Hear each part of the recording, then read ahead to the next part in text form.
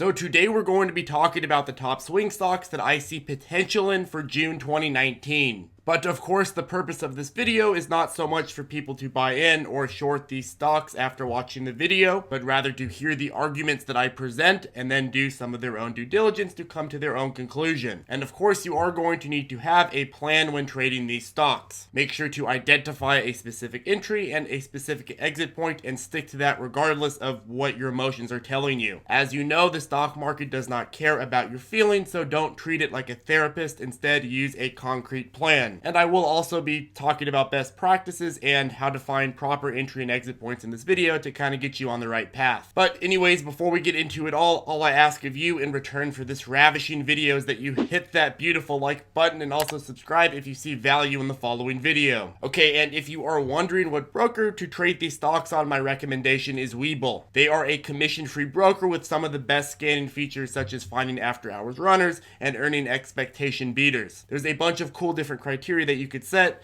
and I highly recommend just checking it out. It's a free platform, and if you do decide to trade with it, it's commission free, so no reason not to try it. And if you haven't already signed up, I do recommend doing it soon because their promotion is going to be changing very soon. I think in the next week or so. They mentioned something about the 21st. Okay, so the first stock on our list is going to be AMD. Now, AMD has been one of my favorite swing positions for quite a while because it consistently rejects a change of direction and then proceeds to continue its overall upward direction. As we know, when we are trading above our long-term SMA line, that means that we have an overall upward direction for the stock. When we are trading below it, we have an overall downward direction. Now, the reason this is important is because if we are taking a position on the buy side, we expect the price to go up, and thus it makes sense to focus on stocks that are more consistently going up, because a stock with a consistent uptrending pattern is more likely to continue uptrending compared to one that's been selling off for quite a while. Now, the second reason I love AMD is because it has our comeback queen pattern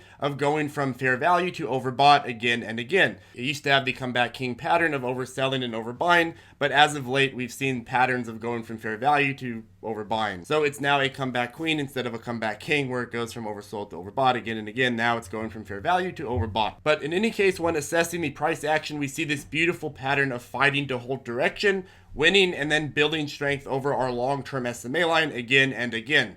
The reason this is now relevant is because we are in a period of loosening strength over the long-term SMA line and are getting close to the lower range of the RSI. If history repeats itself, we'll see an entry point coming up very soon. If we see AMD either break below the long-term SMA line and then recover, or if we see it hold, we'll have a strong case for taking a position. But I would say it's going to be important to get a technical confirmation of an uptrend. We always want confirmation. Looking at a closer time span, it'd be great to see a strong upward direction, both long-term and short-term. When swing trading or holding for longer periods of time, intraday direction doesn't matter as much, but 10 to 20 day direction can be quite useful. I'd say we should be looking for a confirmation of both price strength and directional strength over both SMA lines before taking a position. Now, I know a lot of folks absolutely hate or just strongly dislike my strategy of waiting for confirmation. I never enter a position without getting a confirmation first.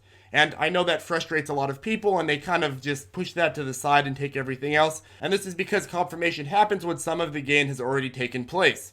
That means waiting for confirmation means that you'll make less money on a trade. But the reason that we do this anyways, even though we know we're going to make less money as a result, is because we don't really care about how much money we make on one trade. It's about how much money we make over many trades, because consistency matters. A lot of money on one trade just because of luck doesn't really matter that much. That's just a one-off situation. So the reason that we wait for confirmation is because if we don't wait until confirmation, our odds of success can be substantially lower over the many trades, and thus waiting for confirmation is a small price to pay for having some sort of consistency in our trade. Someone in our ZipTrader Circle Facebook group explained that they think of confirmation as sort of like a type of insurance.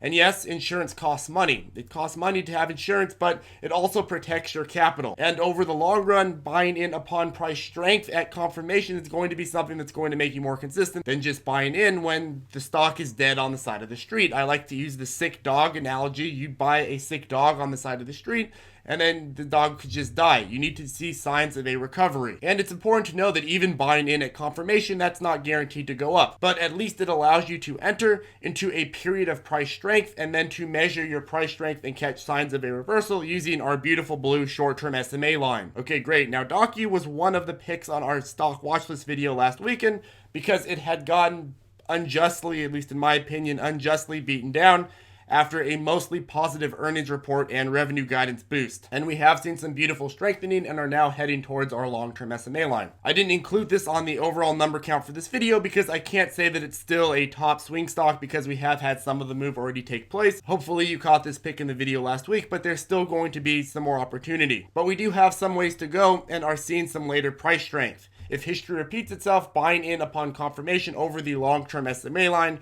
could give us some benefit from directional strength. But it is going to be important to focus on getting in at confirmation. I know I sound like a broken record, buy in at confirmation, but I'm going to keep saying it because this is one of the best entry points. But moreover, it's not just about your entry point game, it's also about your exit point game. And exiting out when you start seeing early warning signs of a reversal is honestly half the battle. If you're just holding randomly, who cares what entry point you got? Eventually, it's just going to converge back down if you're trading a lot of these stocks. If you're just randomly holding and hoping, all of a sudden your entry point didn't really matter because now you're just going back and forth and you're just kind of randomizing it. So you need to have a concrete exit point. And a lot of folks do ask me what I mean by early warning signs of a reversal.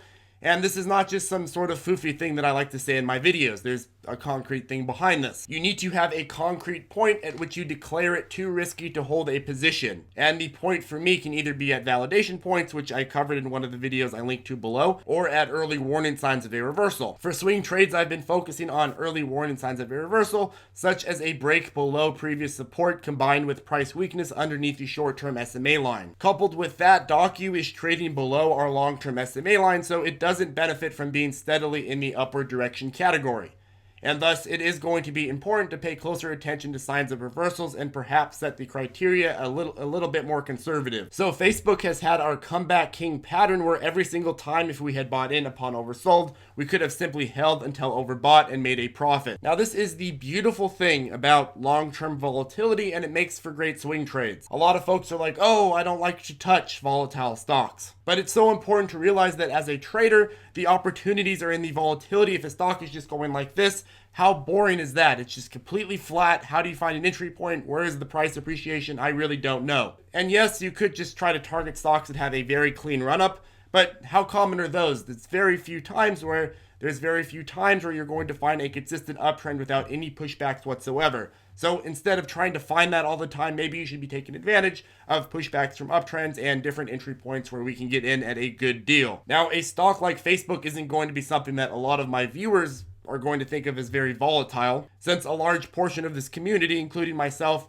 enjoy trading biotech, penny stocks, and some of the sort, at least a portion of the time. But most people do think of Facebook as sort of one of the more volatile stocks when it comes to mainstream larger cap traders. Now, one of the things I like to consider when planning a swing position is the average duration of time that it takes from getting to oversold to overbought. With Facebook, it varies between 3 to 5 weeks, and that's a good thing to know. That means that we need to look at this as a longer term play, even if we think it's going to recover faster. So the reason that I bring this up is because we are now at overbought, and if previous history does repeat itself, we should be seeing it turn back to oversold, whereas we can take a position. But we can also elect to profit off the downturn. By electing to short or to take a put option on the stock, if we see a rejection, we can then profit as it returns back to oversold. If we see a rejection of directional change over our long-term SMA line, we may see a lot of benefit from riding the price action back down towards oversold, and then when we get to oversold, we can ride it back up to overbought. Now, I've personally been having a bit of a hard time with Gush.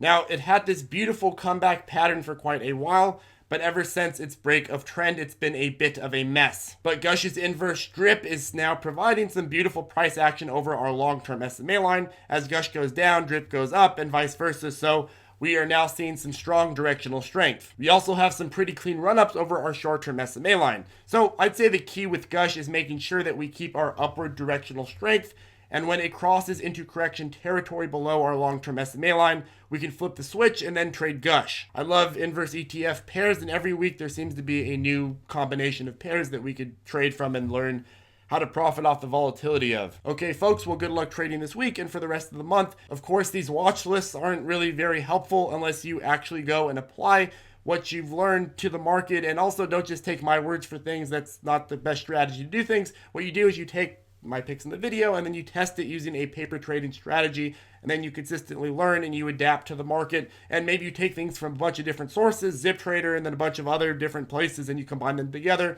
and then you use your own experience to validate what works and what doesn't, and then you keep applying it again and again until you master all the material. If you need any more help, I do have a trading tutorials playlist. I'll put the link in the description below. And we also have the ZipTrader Circle Facebook group, which you can join. We have a little bit over 10,000 Zip Traders in the Facebook group now. And of course, we do also have a Discord chat. Anyways, have a good day, folks, and I'll see you in the next video.